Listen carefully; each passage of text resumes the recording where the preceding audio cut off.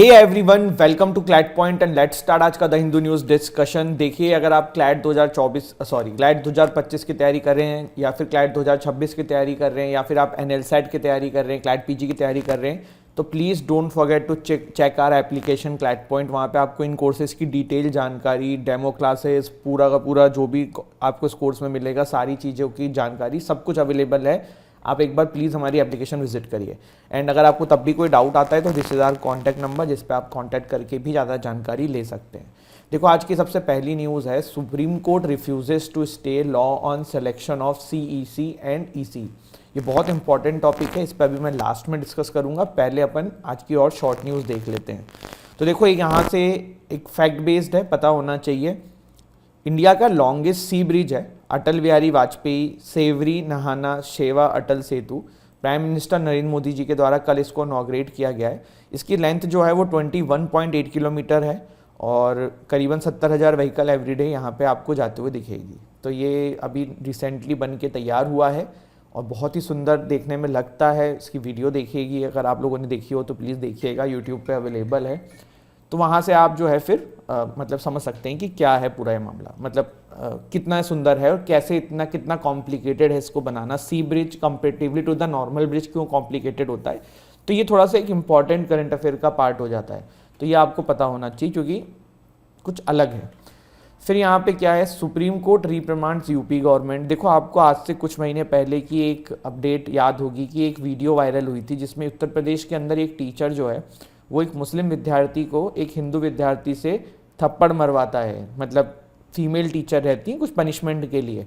उसके बाद ये मामला बहुत ज़्यादा वायरल हुआ तो सुप्रीम कोर्ट में पहुंचा है। सुप्रीम कोर्ट ने इसमें उत्तर प्रदेश गवर्नमेंट को फटकार लगाई है। ऑल्दो वो स्कूल जो है वो प्राइवेट स्कूल था, बट स्टिल ऐसा हुआ है। US UK launches joint strike against Houthi targets after Red Sea attack. Red Sea मैंने कल आपको बता ही दिया है पूरा क्या है। रेड सी इंपॉर्टेंट क्यों, मैंने कल ये भी बताया है क्योंकि कल या फिर परसों बताया, आई डोंट रिमेंबर, जब हम समझ रहे थे कि रेड सी से पूरे वर्ल्ड का ट्रेड होता है, तो वहाँ पे हाउथीज़ वाले क्या करते हैं, ड्रोन अटैक्स कर देते हैं, जिससे कि बहुत सारे शिप जो है ना वो भाई ब्लास्ट हो जाती है, या जो मतलब जो भी सामान जा रहा है वो प्रॉब्लम में आ जाता है। तो US एंड UK ने मिलके जो है वो इनके अगेंस्ट में अभी लेने मतलब कदम उठाने का सोचा है। हाउथीज़ को ईरान के द्वारा बैक किया जाता है इनडायरेक्टली। ठीक, अब आज की जो एक मेन न्यूज़ है और जो आपको बिल्कुल अच्छे से समझना होगा कि सुप्रीम कोर्ट ने स्टे लगाने को मना कर दिया है CEC एंड EC के ऊपर, selection of CEC and EC, chief election commissioner, election commissioner. देखो, पहले क्या हुआ था, सुप्रीम कोर्ट ने एक जजमेंट दिया था, वो हमारी गवर्नमेंट को पसंद नहीं आया, तो हमारी गवर्नमेंट जो है उसके लिए एक लॉ लेके आ गई और फिर वापस वो चैलेंज हुआ सुप्रीम कोर्ट में। तो अब सुप्रीम कोर्ट ने कहा कि भाई हम लॉ को कैसे चेंज कर सकते हैं, समझ रहे हो। तो वो वाला ये मामला है। डिटेल में ये बहुत इंपॉर्टेंट टॉपिक है आपके एग्जाम के लिए, पूरा नोट डाल देना। अभी क्या हुआ है, अभी सिर्फ ये हुआ है कि वो जो लॉ हमारी गवर्नमेंट लेके आई थी उसको चैलेंज किया गया था सुप्रीम कोर्ट में। सुप्रीम कोर्ट ने स्टे लगाने को मना कर दिया है, साफ साफ कहा है कि लॉ है भाई, इस पर हम इंटरफेयर नहीं कर सकते हैं। ठीक है, ये मतलब पार्लियामेंट ने बनाया है, लेजिस्लेचर का काम है, इसमें जुडिशरी का इंटरफेरेंस नहीं हो सकता है। इससे पहले का क्या स्टेप था वो हम डिटेल में समझने की कोशिश करते हैं कि क्या हमारी गवर्नमेंट बिल लेके आई थी और उससे पहले सुप्रीम कोर्ट ने क्या वर्डिक्ट दिया था। ठीक है, तो चलिए फिर शुरू करते हैं। सबसे इंपॉर्टेंट आर्टिकल है जो डिटेल में हम डिस्कस करने वाले हैं।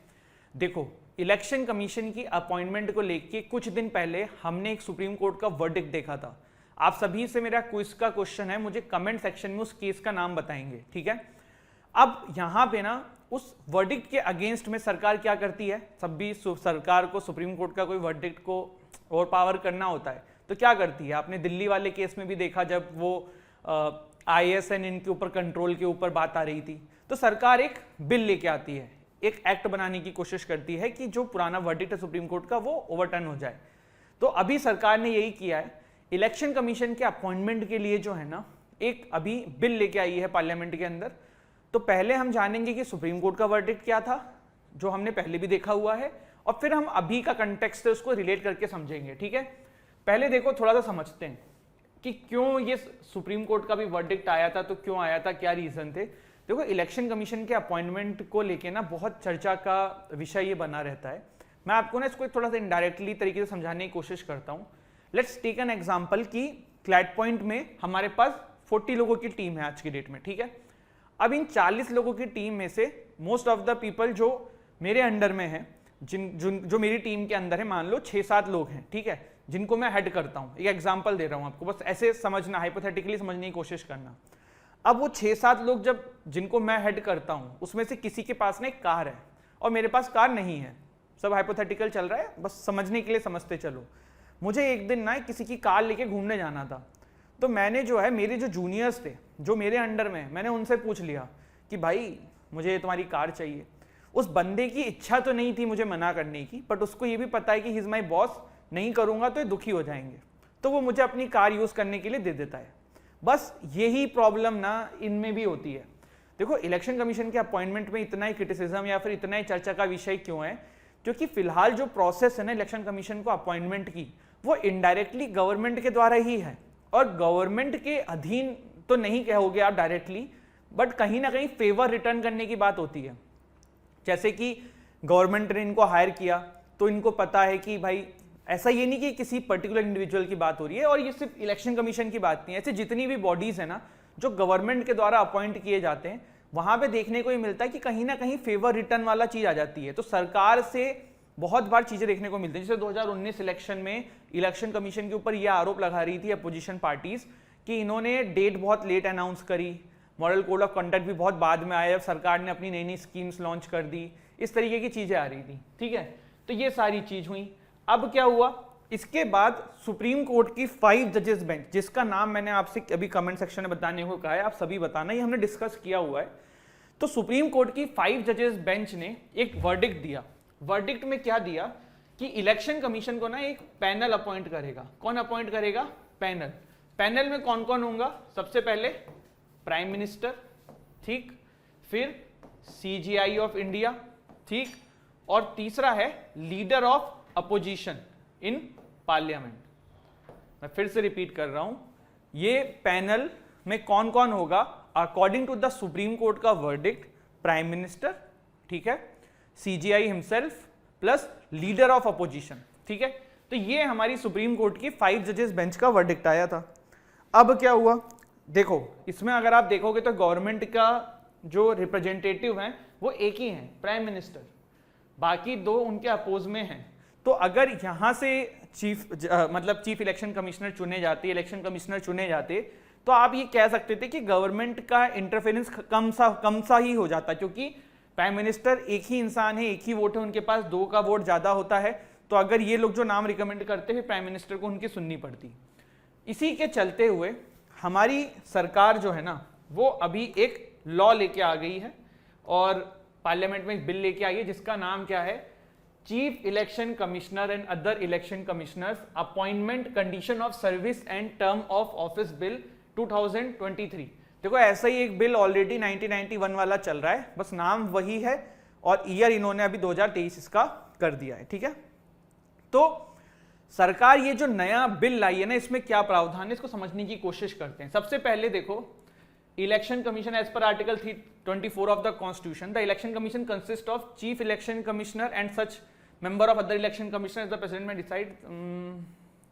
ठीक है, ये हमारे काम का नहीं है, मतलब ये तो नॉर्मल चीज है जो आपको पता है इलेक्शन कमीशन के बारे में। अब इन्होंने क्या बनाया है, इन्होंने जो पैनल सिलेक्शन कमेटी बनाई है, ठीक है, इस सिलेक्शन कमेटी में कौन कौन होगा? प्राइम मिनिस्टर, ठीक, लीडर ऑफ अपोजिशन प्लस एक यूनियन कैबिनेट मिनिस्टर। मैं फिर से बोल रहा हूं, इसमें कौन कौन होगा? सबसे पहले देखिए, प्राइम मिनिस्टर होगा, ठीक है, फिर लीडर ऑफ अपोजिशन होगा और यूनियन कैबिनेट मिनिस्टर होगा। वहां पे जब हमारी सुप्रीम कोर्ट का वर्डिक्ट आया था तो उसमें क्या था, उसको मैं ब्लू से लिख देता हूं। PM होंगे, ठीक, CGI himself plus leader of opposition. और अभी जो ये बिल आया है इसमें क्या बता दिया गया है? PM होंगे, लीडर ऑफ अपोजिशन होगा एंड यूनियन कैबिनेट मिनिस्टर होगा।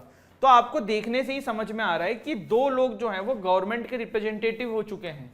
तो यहां पे फिर गवर्नमेंट की जो मतलब अथॉरिटी है वो ज्यादा हो जाएगी एंड जो गवर्नमेंट जिनको चाहेंगे वही यहां पे अपॉइंट होंगे। तो ये एक प्रावधान अभी इन्होंने इस बिल में किया है। दूसरा देखो, एक सर्च कमेटी का कॉन्सेप्ट है। सर्च कमेटी क्या है? ये 5 नाम रिकमेंड करेगी, इन्हीं 5 नाम में से सिलेक्शन कमेटी को बंदा अपॉइंट करना होगा। बट यहां पे आप एक चीज समझ लीजिएगा कि सर्च कमेटी का नाम जो 5 सजेशन में आया है, इट्स नॉट नेसेसरी कि सिलेक्शन कमेटी को वही नाम फाइनल करना है, सिलेक्शन कमेटी उसके अलावा भी किसी नाम को फाइनल कर सकती है।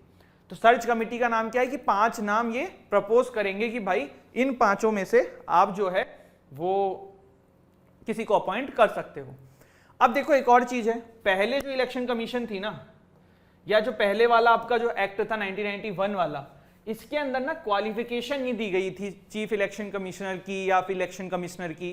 तो ये जो नया बिल आया है ना, इसमें इन्होंने क्वालिफिकेशन दे दी है। ठीक है, क्वालिफिकेशन क्या दी है देख लेते हैं।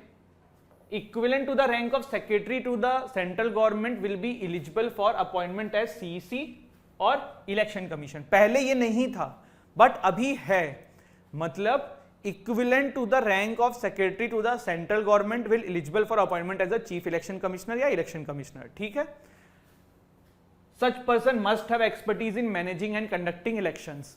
ठीक है, इसके बाद देखो एक और चीज यहां पे है, टर्म ऑफ ऑफिस क्या सर चेंज कर दी है कि पहले जैसी ही है? तो 1991 वाले एक्ट में भी यही था कि 65 ईयर्स हो या 6 साल पहले हो जाए, जो दोनों में से हो, तो वही यहां पे भी है। ठीक है, इसमें कोई चेंज नहीं है। इसके बाद कंडक्ट ऑफ बिजनेस हो गया। हाँ, यहां पे एक चीज और बहुत इंपॉर्टेंट है, पहले क्या था ना कि रिमूवल कैसे हो सकता है।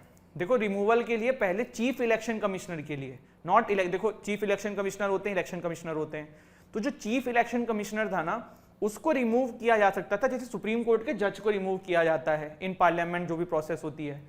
बट अब क्या किया है कि चीफ इलेक्शन कमिश्नर को भी वैसे रिमूव किया जा सकता है जैसे कि सुप्रीम कोर्ट के जज को किया जाता है, साथ ही साथ इलेक्शन कमिश्नर को भी वैसे ही रिमूव किया जा सकता है जैसे कि सुप्रीम कोर्ट के जज को किया जाता है। तो अब यहां पे इक्विवेलेंट कर दिया है, पहले ये चीज डिफरेंस देखने को मिलती थी। अब थोड़ा सा इलेक्शन कमीशन ऑफ इंडिया के बारे में देख लेते हैं। It is an autonomous constitutional authority responsible for administrating union and state election process in India. It was established in accordance with the Constitution on 25th of Jan 1950, जिसको national voters day की तरह भी मनाया जाता है। The body administer election। अब देखो कैसे क्वेश्चन आते हैं, आपसे क्वेश्चन पूछ लेंगे कि इलेक्शन कमीशन इनमें से किसके इलेक्शंस के लिए रिस्पॉन्सिबल नहीं है। जैसे कि म्युनिसिपैलिटीज की इलेक्शन कमिश्नर नहीं कराती है, इलेक्शन कमीशन नहीं कराती है, तो देखो किस किस का कराती है, Lok Sabha, Rajya Sabha, state legislative assemblies in India and president and vice president का इलेक्शन। बहुत ही कॉमन क्वेश्चन है, कोई आपसे पूछ ले कि प्रेसिडेंट का इलेक्शन कंडक्ट कराने के लिए कौन जिम्मेदार है, रखता है या कौन रेगुलेट करता है, तो जवाब होगा इलेक्शन कमीशन ऑफ इंडिया। ठीक है, बट ये जो है स्टेट में जो म्युनिसिपैलिटीज एंड पंचायत के इलेक्शंस होते हैं उसके लिए रिस्पॉन्सिबल नहीं है, उसके लिए स्टेट इलेक्शन कमीशन होती हैं हर स्टेट के अंदर, तो they are responsible for it. ठीक है, क्लियर हो गया, ये समझ में आया? ठीक है, इसके बाद देखो अगर आपसे पूछ लें कि हमारे कॉन्स्टिट्यूशन में किस प्रोविजन के अंदर या कहां से किस आर्टिकल के अंदर आपको इलेक्शन कमीशन के बारे में मिल जाएगा, तो पार्ट 15 आर्टिकल 324 से 329 of the Indian constitution, it deals with the election and establish a commission for these matters. अब देखो अगर आप पहले की बात करोगे ना, तो हमारे देश के इलेक्शन कमीशन में एक ही चीफ इलेक्शन कमिश्नर होता था, बट 1989 में अमेंडमेंट आया और उसके बाद इसमें यह होगा कि गवर्नमेंट अपने हिसाब से सपोर्टिव इलेक्शन कमिश्नर अपॉइंट कर सकती है और वो समय समय पे अपने हिसाब से कम ज्यादा कर सकती है। तो अभी तो जो मुझे याद है last time chief election commissioner plus 2 जो है आपकी इलेक्शन कमिश्नर्स हैं। ठीक है, ठीक है, हाँ वही लिखा हुआ है देखिए, है ना। इसके बाद कौन अपॉइंट करता है इलेक्शन कमिश्नर को, प्राइम मिनिस्टर, सीजीआई, कौन? तो देखो इसका जवाब है president appoint CEC and election commissioner. Tenure क्या है? फिक्स टेन्योर है 65 ईयर्स में या फिर 6 साल, जो भी इन दोनों में से पहले आ जाएगा वो यहाँ पे इनका टेन्योर उसी हिसाब से खत्म हो जाएगा। देखो इसका मतलब क्या है कि अगर कोई 65 ईयर्स का पहले हो जाएगा तो फिर वो अपनी पोस्ट से मतलब उनको जाना पड़ेगा, रिटायर हो जाएंगे, और या फिर अगर कोई मान लो 55 की एज में इलेक्शन कमिश्नर बनता है तो वो 6 साल जोड़ लो, तो when he will be of 61। ठीक है, सुप्रीम कोर्ट के जजेस के बराबर पर्क, सैलरी एंड एवरीथिंग के लिए ये एलिजिबल होते हैं और इनको वो मिलती है। ठीक है, तो ये था रिगार्डिंग दिस, और इसमें अब कुछ तो और ऐसा है नहीं।